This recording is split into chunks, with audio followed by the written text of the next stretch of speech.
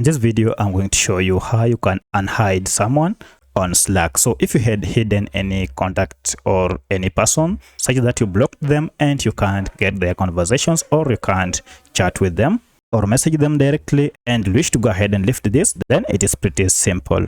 If you find this video helpful, I'll kindly request that you support me by liking the video and also by subscribing to this channel. Alright, to do this, go over to your account down here and then click on it. Under it, choose preferences, and under preferences, go down and seek this privacy and visibility. Now if you scroll down under privacy and visibility, you'll be able to see people that you have hidden. To unhide them, go ahead and just click on this X, and now you can see your hidden list is empty.